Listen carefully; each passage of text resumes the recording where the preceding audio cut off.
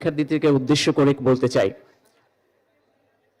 আলহামদুলিল্লাহ ওয়া কাফা ওয়া সালামুন আলা ইবাদিহিল্লাযীনা ইসতাফা, আম্মা বা'দ। فأعوذ بالله من الشيطان الرجيم.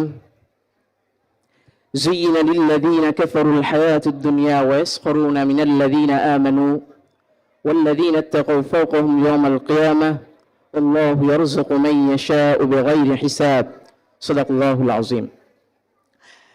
হামদু সালাতের পর তথা আল্লাহ তাআলার প্রশংসা এবং রাসূলের উপর দুরূদ ও সালাম প্রেরণের পর টেকনিক এডুকেশনের পক্ষ থেকে আমাদের যে এসএসসি পরীক্ষার্থীদেরকে সংবর্ধনা যে অনুষ্ঠানটি হয়েছে সেখানে আগত উপস্থিত মেহমান, অভিভাবকবৃন্দ এবং আমাদের যারা কলিগ রয়েছেন তথা শিক্ষক মণ্ডলী রয়েছেন সকলকে আমার আন্তরিক মোবারকবাদ যে আমরা একটা অত্যন্ত আনন্দপূর্ণ অনুষ্ঠানে উপস্থিত হয়েছি। কিন্তু আনন্দ আমাদের জীবনে যতটুকু প্রয়োজন, আমাদের জীবনের সফলতা ততটুকু প্রয়োজন। তো একজন মুসলমান হিসেবে আমাদের সফলতা উভয় জগতের জন্যই হওয়া উচিত। শুধুমাত্র দুনিয়া কেন্দ্রিক আমাদের সফলতা, দুনিয়া কেন্দ্রিক আমাদের আনন্দ যেন না হয় সেই দিকে আমাদের খুবই লক্ষ্য রাখা উচিত। তো দেখুন, সূরাতুল বাকারার 212 নম্বর আয়াত আমরা তেলাওয়াত করলাম বা আমি তেলাওয়াত করলাম, যেখানে আল্লাহ তাআলা বলছেন যুয়িনা লিল্লাযীনা কাফারুল হায়াতুদ দুনিয়া, যে আল্লাহ তাআলা কাফেরদের জন্য দুনিয়াকে সুন্দর করে তুলে রেখেছেন, আলোকসজ্জাময় করে রেখেছেন। ওয়াসখুরুনা মিনাল্লাযীনা আমানু, আর সেই কাফেররা মুমিনদের উপরে হাস্যরস করে, তামাশা করত। কেন তামাশা করত? এই আয়াতের একটা প্রেক্ষাপটে মুফাসসিরিন কিরাম লেখেন, হযরত আম্মার বিন ইয়াসির রাদিয়াল্লাহু তাআলা আনহু, বেলাল রাদিয়াল্লাহু তাআলা আনহু, আব্দুল্লাহ ইবনে মাসউদ রাদিয়াল্লাহু তাআলা আনহু সহ অসংখ্য সাহাবায়ে কেরাম ছিলেন রাসূলুল্লাহ সাল্লাল্লাহু আলাইহি ওয়াসাল্লামের সাথী, যারা ছিলেন গরিব, টাকা পয়সা কিছু ছিল না। এই রাসূলের দরবারে বসে থাকতো, কিছু শিখতো, ওটা দিয়ে চলতো। কেউ কেউ বাইতুল মাল থেকে নিজের জীবিকা উপার্জন করতেন বা নির্বাহ করতেন, এমন একটা অবস্থা ছিল। তো কাফেররা ঠাট্টা করতো, মুহাম্মদের সমস্ত সাথীগণ গরিব, টাকা পয়সা নাই। তখন আল্লাহ তাআলা এই আয়াতটাকে নাজিল করেন যে টাকা পয়সা আসলে সব সফলতার মূল উদ্দেশ্য হতে পারে না। ওয়াল্লাযীনা ইত্তাকাউ ফাওকাহুম ইয়াওমাল কিয়ামাহ, আল্লাহ তাআলা বলেন যারা আল্লাহকে ভয় করে এবং আখিরাতের মধ্যে আল্লাহ তাআলা তাদেরকে কাফেরদের থেকে অনেক উচ্চ স্থানে রাখবেন এবং তাদেরকে অসংখ্য নিয়ামত দ্বারা পরিপূর্ণ করে দিবেন। আল্লাহু ইয়ারযুকু মান ইয়াশাউ বিগাইরি হিসাব, যে রিজিকের পিছনে, যে টাকা পয়সার পিছনে আজকে তুমি ছুটছ, তোমার লেখাপড়ার উদ্দেশ্য হয় উপার্জন করা, তোমার লেখাপড়ার উদ্দেশ্য হয় সার্টিফিকেট অর্জন করে একটা ভালো চাকরি নেওয়া। আল্লাহ তাআলা যার যার সবার রিজিক আল্লাহ তাআলা তাকদীরের মধ্যে নির্ধারিত রেখেছেন। সেজন্য রিজিকের জন্য আল্লাহ তাআলার কাছে দোয়া করা, চেষ্টা করা, কিন্তু এর মানে এই নয় যে আমার পড়ালেখায় যেন আমার রিজিকের মাধ্যম না হয়। এই দিকে আমরা খুবই লক্ষ্য রাখবো।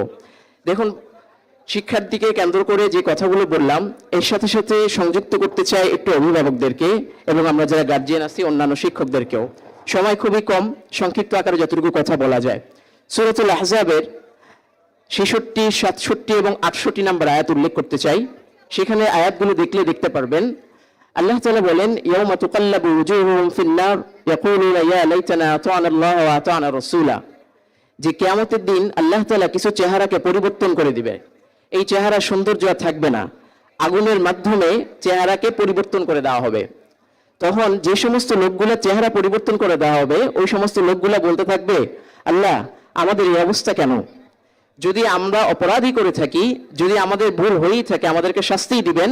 তাহলে আমাদের বড়রা যারা আছে, ওয়াকালু রব্বানা ইন্না আতা'না সাদাতানা ওয়া কুবারানা ফাদুল্লুনা সাবিলা, আমাদেরকে যদি পথভ্রষ্ট করে থাকে, আমাদের বড়রা করেছে, আমাদের গার্জিয়ান করেছে, আমাদের শিক্ষক মণ্ডলী করেছে, আমাদের অভিভাবকগণ করেছেন। রব্বানা আতিহিম দিআফাইনি মিনাল আযাবি ওয়া লানহুম লানান কাবীরা, যে আমাদের প্রভু যদি আমাদেরকে আজকে শাস্তি দিতেই হয় তাহলে তাদেরকে ডাবল শাস্তি দিবেন, তাদেরকে ডাবল শাস্তি দিয়ে তারপরে আমাদেরকে শাস্তি দিবেন। মানুষজন এই। তো সুতরাং মনে রাখবেন, যারা অভিভাবক, শিক্ষার মূল উদ্দেশ্য যেন তাদেরকে, সন্তানদেরকে এইভাবে শিক্ষা দেওয়া না হয় যে তোমার এই ভালোভাবে পড়ালেখা না করলে তোমার চাকরি তোমাকে কেউ দিবে না, তোমার ব্যবসায় তুমি উন্নতি করতে পারবে না, বাইরে IELTS করে একটা ভালো চাকরি পাবে না। এই মানসিকতা যেন তৈরি করা না হয়। তাকে শিক্ষার সাথে নৈতিকতা এবং আদর্শ, ভদ্রতা, সভ্যতা, যেটাকে আমরা নৈতিকতা বলে থাকি, এই নৈতিকতার যতগুলো সমন্বয় রয়েছে তাকে যেন পারিবারিকভাবে শিক্ষা দেওয়া হয়। শিক্ষক মণ্ডলী যেন ক্লাসে সেগুলো, যে ইংলিশ পড়ান সে ইংলিশ পড়াবেন, 2-4 মিনিট যেন ইংলিশের ওই ভিতরেই তার জন্য দু একটা ঘটনা ক্লাসের মধ্যে যেন শিক্ষণীয় কয়েকটি বিষয় বলে থাকেন, কয়েকটি কথা যেন বলে থাকেন, যাতে করে শিক্ষার্থীরা দুনিয়াতে যেমন তার নিজের জীবন সফল করতে পারে, তাতে করে আখিরাতেও যেন তাদের জীবনটা সফল হয়ে থাকে। আল্লাহ তাআলা আমাদেরকে যতটুকু আমরা আলোচনা শুনলাম এবং করলাম এর উপর আমল করার তৌফিক দান করুক। সবশেষে আমি 3টা উদ্দেশ্য করে কথা বলবো। তোমাদের করণীয় কি শিক্ষার্থীরা? অবশ্যই শিক্ষার সাথে সাথে নৈতিকতার মানসিকতা মাথায় রাখবা। 2 নম্বর হচ্ছে শিক্ষকদের জন্য, যাদের কাছ থেকে শিক্ষা পাও তাদের জন্য সবসময় দোয়া করবা এবং সর্বাবস্থায় ইসলামী আইন কানুন সামনে রেখে পড়ার চেষ্টা করবা। আল্লাহ তাআলা সকলকে উভয় জগতে সফলতা দান করুক এই কামনা ব্যক্ত করে আমি আমার সংক্ষিপ্ত আলোচনা এখানে শেষ করছি। আসসালামু আলাইকুম ওয়া রাহমাতুল্লাহি ওয়া বারাকাতুহু।